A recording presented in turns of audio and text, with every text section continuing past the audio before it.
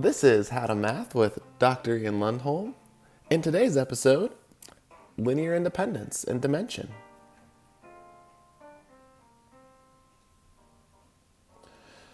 All right, so this is section 5.2, and hopefully we'll be able to get through this fast because I would also like to include section 5.4 in today's stuff. A lot of the vocabulary that you will see today, we have already touched on in some form or fashion, but there are some important definitions and examples to look at so that we get a better idea of the mathematical definitions of these terms rather than just the intuitive geometric notions that we've been working with so far. First one, linear independence. This set S of k vectors is linearly independent if you can if the only linear combination of these k vectors that equals the zero vector is the trivial combination where all of the weights are zero. So another way of saying this, we're looking here at this first equation.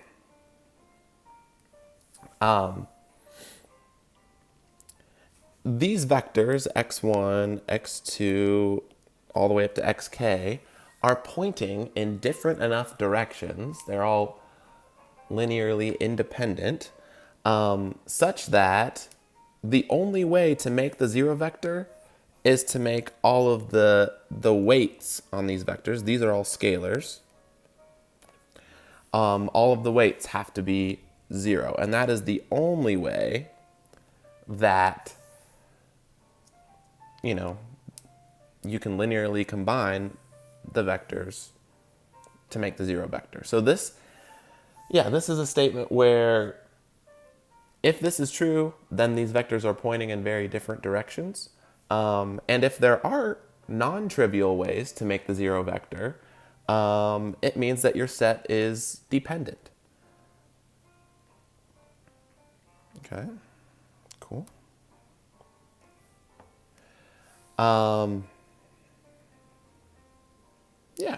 So we could take a look at this first example. Is this set linearly independent? Probably the quickest way to figure this out would be to put these in, an augmented matrix, and just row reduce. Here is a vector equation that is equivalent to this question. Remember from the last time we talked, looking at this vector equation, the process of finding out whether there are non-trivial combinations of these three vectors that equal the zero vector, it's exactly the same thing as finding the dimension of the null space. So if we were to write this vector equation as a matrix equation, where, the matrix was -1, 0, 1, 1, 1, 1, and 1, 3, 5. And we've got 0, 0, 0 over here. The vector that would be showing up right next to the matrix would be the vector ABC. And that vector ABC, or these weights, ABC right here, those will be the things that are in the null space of this matrix. And so if the null space is only comprised of the zero vector, then these three original vectors are linearly independent.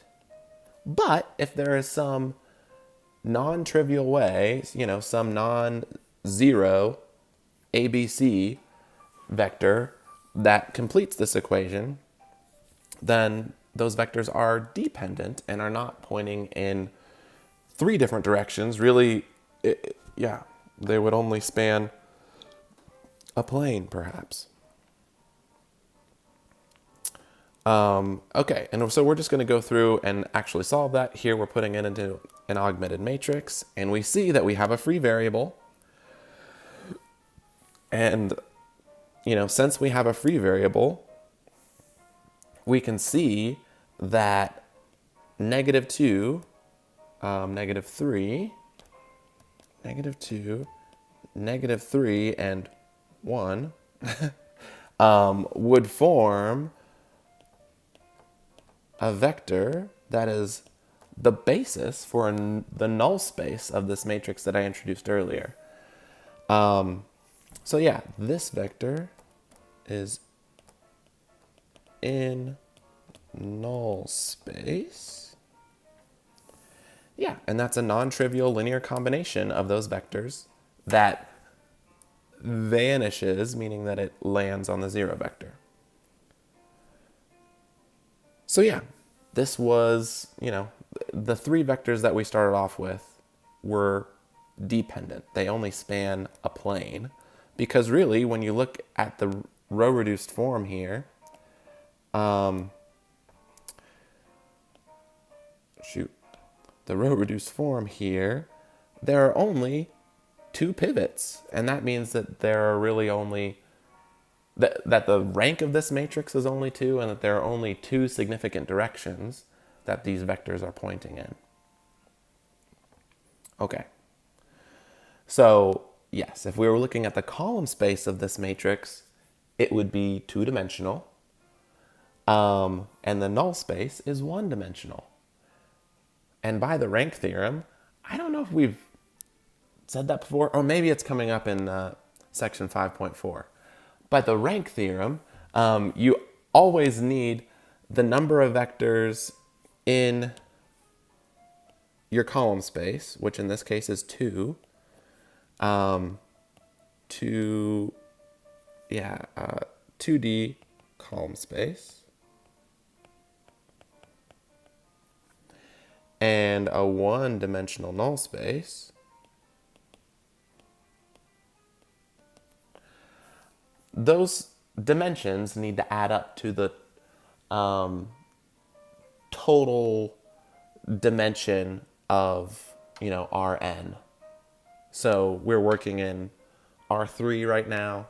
So 2 plus 1 is 3. That's the whole deal there. Anyways, I guess we probably haven't talked about the rank theorem yet, but it's coming up. Here we go. We have a set of standard basis vectors. These E1, E2 through ENs, those are, like your I hat, J hat, K hat kind of deals. The standard basis vectors made with a 1 and a bunch of zeros. And all this is saying is that those vectors are linearly independent. The only way that you could make the 0 vector using those standard basis vectors is by making all of the weights equal to 0. Pretty straightforward. Now we've got 3 vectors, u, v, and w. Is this set made of u plus v and 2u plus w and v minus 5w, would that be linearly independent as well? Well, we're given that the original set of u, v, and w is linearly independent. And so before going through the long kind of, mathy way of showing this and using the definition of linear independence, I'd like to think about it a little bit more visually. U, v, and w are pointing in significantly different directions so that they span a 3-dimensional space. Or at least 3-dimensional subspace of Rn. When we take linear combinations of these vectors, there is no non-trivial combination of these vectors that reaches the 0 vector. And so, this is going to be linearly independent as well because we're using u, v, and w are, linearly independent subset to do it. And in each one of these, we're using a different combination of the u's, v's, and w. In the first one, we're pairing up u and v. In the second one, we're pairing up u and w. And then the last one, we're pairing up v and w. So that, yeah, we're getting a different mixture of all of these. And yeah, this should be linearly independent. Let's take a look at the math according to the definition of linear independence here. From that definition of linear independence, since u, v, and w are independent, we can say that the only way to get the zero vector in this equation is if all of these coefficients, the scalars, are zero as well, and that's where this system of linear equations comes from.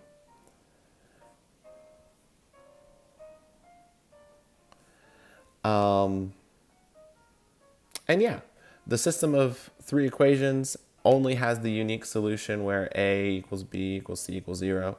So yeah, only the trivial solution here for this system, and that means that we have a linearly independent set there. But it makes sense overall. This one basically says any set of vectors that includes the zero vector is linearly dependent, because you can scale the zero vector by any number that you want and create a non-trivial linear combination using that scaled zero vector. Okay, and so that's the book's explanation. No biggie, just what I said. Here we go. All right, let U be an element of Rn. So U is a Rn vector, a vector in Rn, and S is the set containing U. If U is the zero vector, then S is dependent, and if U is not the zero vector, then S is independent. And it would trace out a line in space.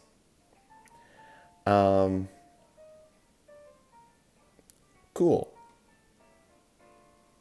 So yeah, if you have one vector by itself, it's automatically independent with itself if it's not the zero vector. Cool. Here we have A, which is quite a big matrix. It is in row echelon form.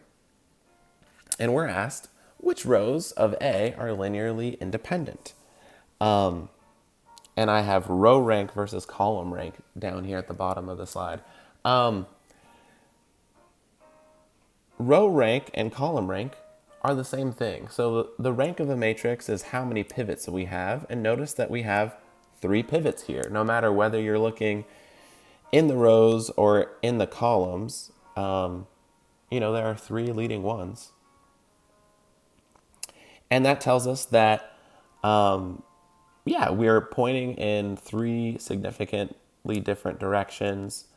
That means that the first 3 rows of this matrix are linearly independent. Real quickly, we'll look at those 3 row vectors as actually column vectors here and show, using the definition of linear independence, that these are independent. You can look at them as row vectors and look at the corresponding, system of equations here, this augmented matrix, and see again, you've got 3 pivots. That means that you have 3 linearly independent vectors. Cool.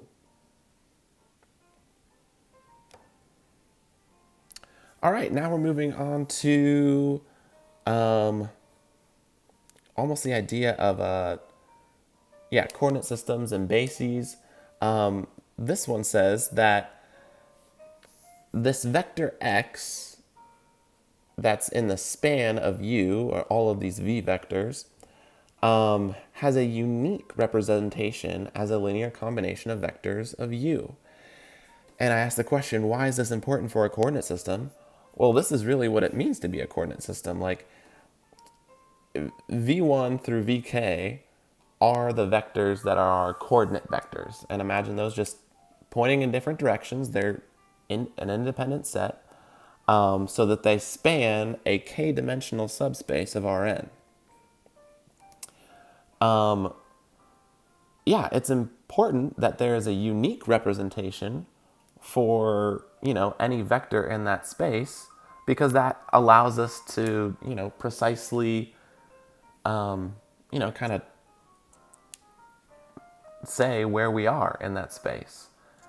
As long as there's one, unique linear combination of the basis vectors that gets us to a certain point, it means that we can use those vectors as a coordinate system.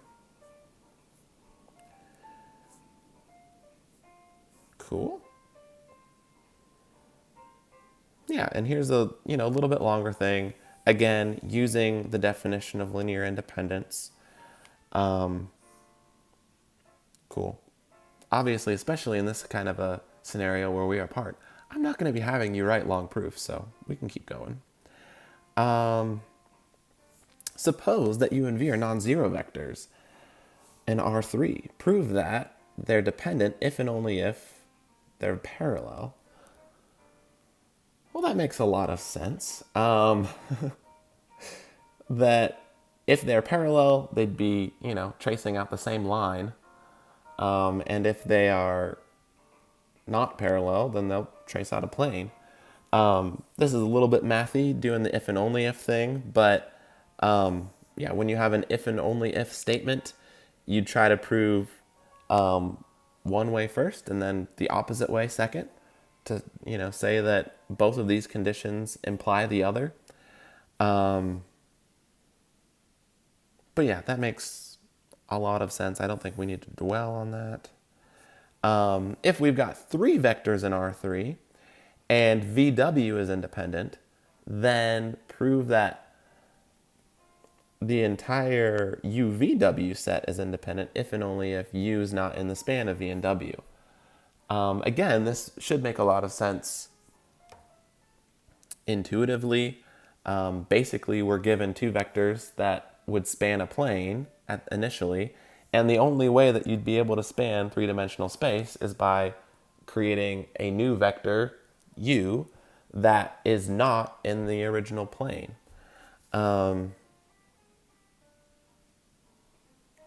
And again, we're using definitions of linear independence and span there. It's cool. Here we have a matrix A, and its columns are C1 through Cn. The set C1 through Cn is independent if and only if AX equals 0, that homogeneous equation only has the trivial solution as an answer. So this is really just the matrix multiplication way of framing the original vector equation that we were given at the beginning, where we had three different vectors and we were trying to see if that set was linearly independent. Here, I started talking about null space and stuff. Here again, what they're saying is that we are linearly independent if and only if the null space is zero-dimensional, meaning that only the zero vector gets mapped to the zero vector under this linear transformation. We are working with a transformation that is not squishy at all. That's what it means to have a linearly independent set of columns. The transformation is not squishy.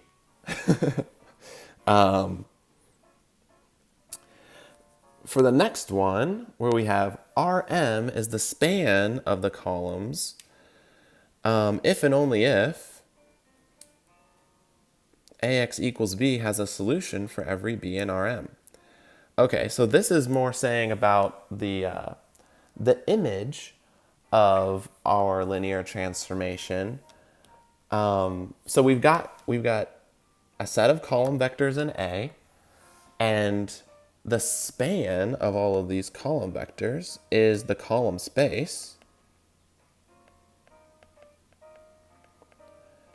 And so this is saying that, that column space is equal to Rm if and only if, yeah, we're able to reach every vector in Rm using linear combinations of the vectors. This one's a little bit, it's a little bit redundant, but it's two different ways of looking at the same problem. And that's why it's important to look at. Yeah, we're looking at the span of the columns over here, and we're looking at the span of the columns of A over here. That's cool.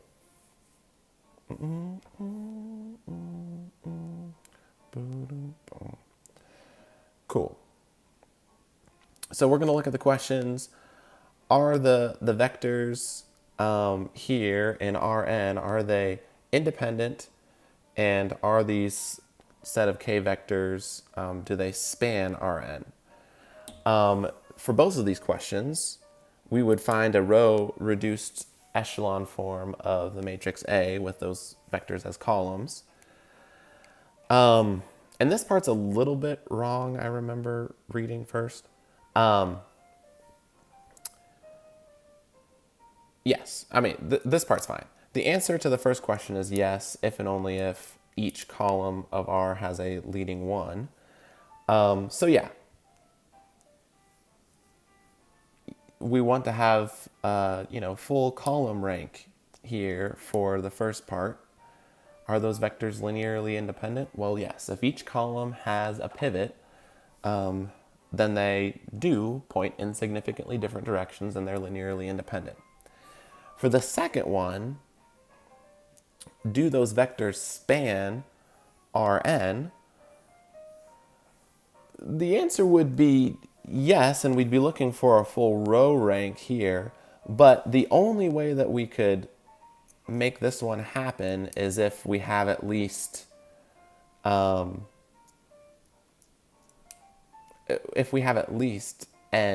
vectors. So in the second case, we would definitely need k to be bigger than or equal to n. And honestly, in this case, we need n to be greater than or equal to k.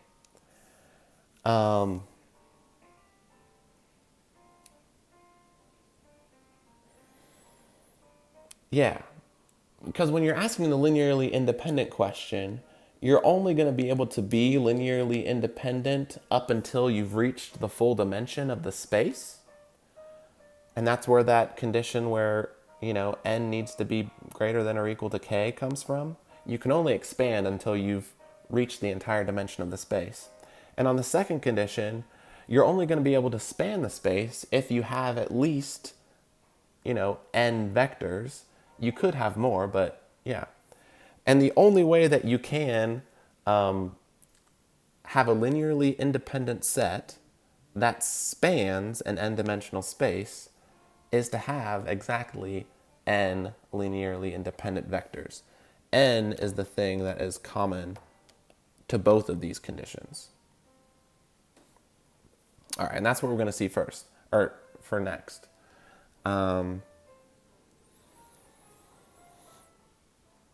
So here's an example. We've already looked at this example in one of the previous ones. Here we're using row operations and examining kind of the dimension that we have there. It's not super important. This is a nice theorem since it makes a lot of connections between maybe seemingly different ideas. All of these are true at the same time. If we have an invertible matrix A, then its columns are independent. Then the columns span Rn. The rows are independent, and the rows span the column space of A transpose.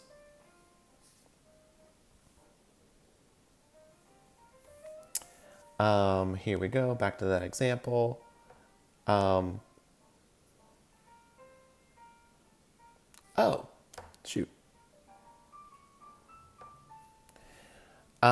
Show that the span of these four vectors is not equal to, R4. one of the easiest ways, based on this previous theorem, to show that this doesn't span the entire space is to look at the determinant of the equivalent matrix, because the first condition here is that A is invertible. So if we make a matrix A with that as the columns, and we take the determinant, we find that the determinant is 0, and that means that we don't have an invertible matrix, and these would not be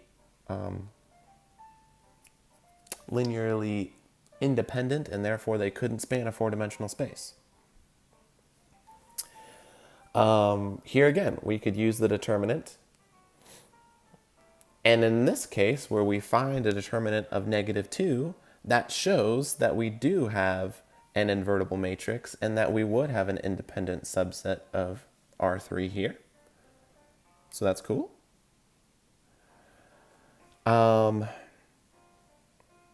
All right, so let U be a subspace of Rn that's spanned by M vectors. If U contains a subset of K linear, then K is less than or equal to M. Yeah, this is exactly what I said earlier. The only way, that you're able to, work in an n-dimensional space. Well, and here we're working in an m-dimensional subspace of Rn.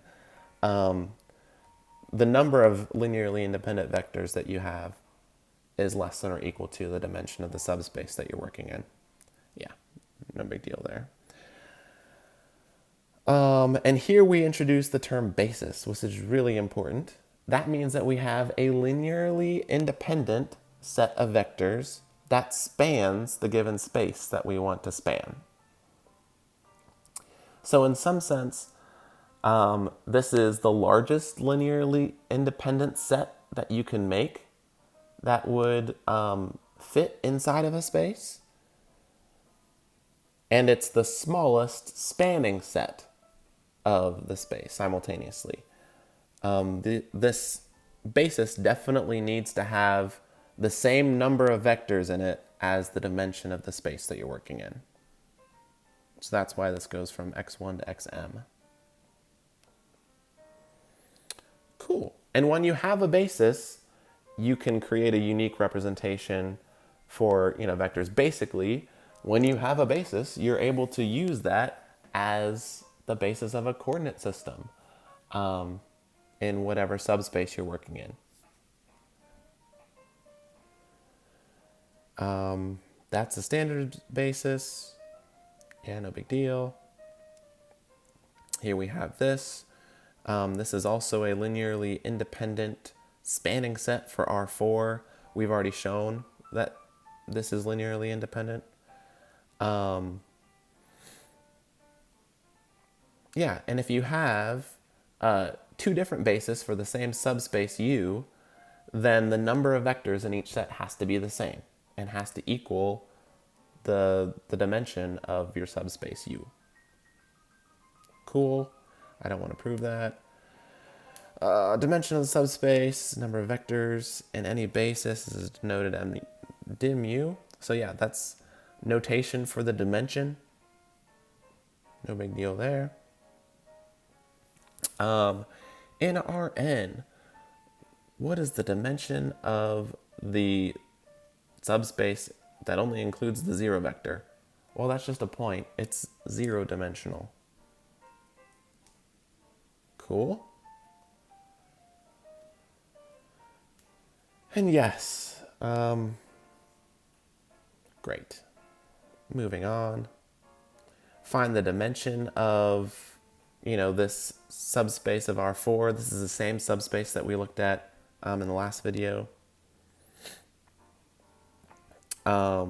Here, using A as our,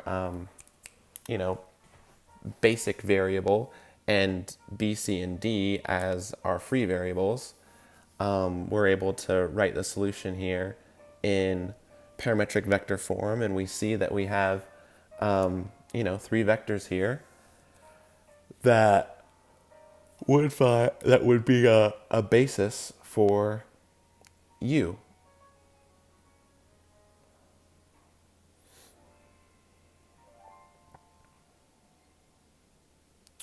Cool. And yes, since we've got a set of 3 linearly independent vectors spanning U, that means that the dimension of U is 3. No big deal. Okay.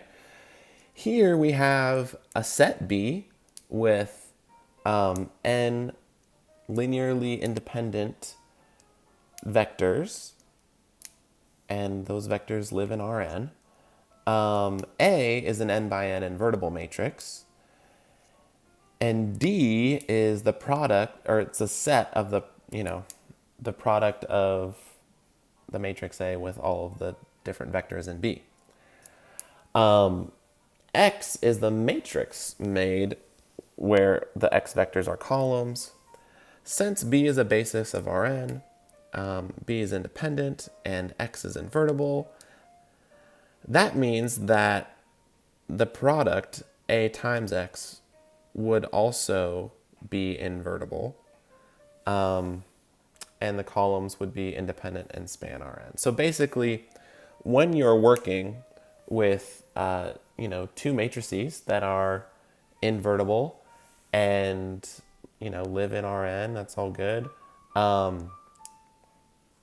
Multiplying 2 square matrices that both live in Rn that are both invertible, it means that the result is invertible as well, and those columns could form a perfectly good basis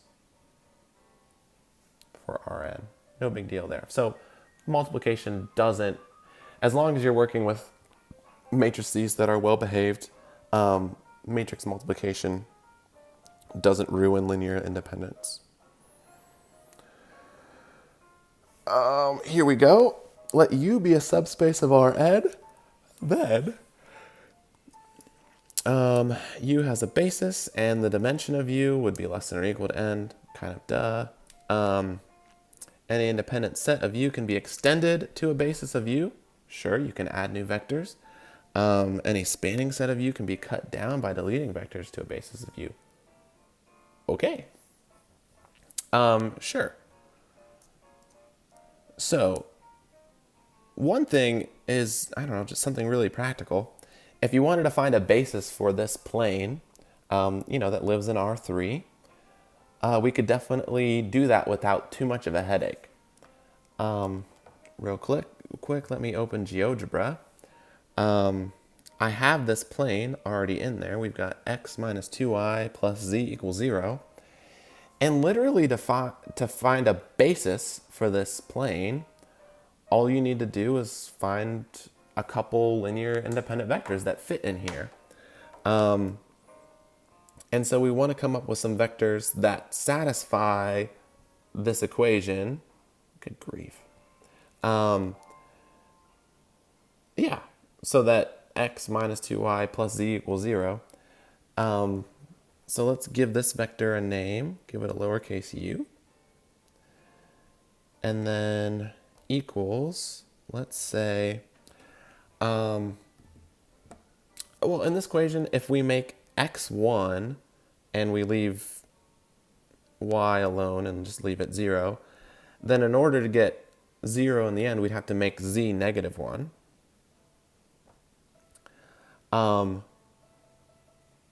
Putting in 1 for x and negative 1 for z gives you 0, and therefore we've created a vector that lives in that plane. And literally just kind of doing this randomly is actually a valid way of creating, linearly independent vectors in this space.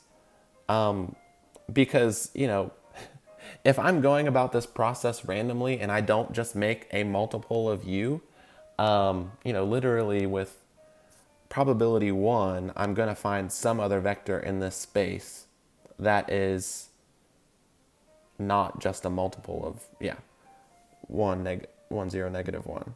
So, let's include y in this one. Let's create a vector, call it v. And we'll set it equal to, let's make x equal to 2 so that y can be 1 and then those cancel out, and so that we just have 0 for z. And yay, we created a new vector here that lives inside the plane that is linearly independent from the first vector. And so yes, we have a basis for this plane now. Both of those vectors, in together, you could use them as the basis of a coordinate system that would get you to any point in that plane. Right now, this coordinate system is not necessarily ideal. Ideally, a coordinate system is nice and orthogonal, and maybe you even use unit vectors for, the basis of a coordinate system. But now with your, get out of here. Yeah. Now that you know how to project vectors onto other vectors and such, you could project one of these vectors onto the other and subtract to find, a pair of perpendicular vectors in this plane, and you could normalize those vectors so that they're of unit length, and you could get a really, really nice coordinate system for this plane. No sweat. Cool. All right, going back here. Big finale. We're getting close. Yes, same example. So here, for this example, they've chosen two vectors that happen to, fit the pattern of this subspace. And it's pretty easy to verify that those are independent because they're not multiples of each other. And to extend it into a basis for you, you'd have to find another vector that's not in the span of S. But seriously, if you're doing this in a somewhat random way, right now, S is a two-dimensional subspace of U, which means that there's an entire another dimension of S that hasn't been touched yet. And if you were just picking a random vector in U, with a very, very high probability, you would find a vector that is not in the span of S right now. So what are they going to do? They came up with the vector 1, 0, negative 1, 0. Great. Yeah, as long as you pick another one where you're not using the first two vectors as a basis for finding the third one, you'll find one that is linearly independent the vast majority of the time. And here we're starting off with a spanning set, and we want to cut it down so that it is a basis for you.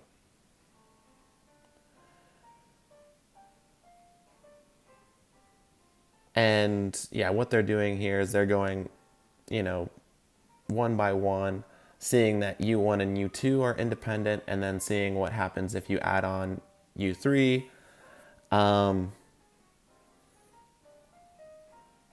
No big deal there. Let U be a subspace with dimension M, and B is a subset of U. Then B is linearly independent if and only if B spans U. So this is a theorem that's nice in that it ties together the two ideas of linear independence and span. If you know that your set of vectors has the same dimension as the subspace that you're trying to span, linear independence and spanning go hand in hand. If you've got M vectors, if you have one of the conditions, it means that you have both of the conditions necessarily. Here it is in mathematical terms. If the size of the set B is the dimension of U, it's sufficient to prove that either B is independent or spans U in order to prove that it's a basis. It's cool. And again, U and W are subspaces of Rn, and U is a subspace of W, then yes, the dimension of U has to be less than or equal to W, and the dimension only equals if they are the same space. That's pretty boring. Here we go. Yeah, that's pretty boring as well. Any space other than the zero vector and R2 itself has dimension 1 when you're looking at subspaces of R2, and those subspaces would be lines. No big deal. Yeah, I think we've reached the end of section 5.2. This has been How to Math with Dr. Ian Lundholm. Remember, you have homework 15 to do, and now you can do it. I'll see you in the next one. I might hopefully, connect us somehow with 5.4. All right, see you in the next one. Bye.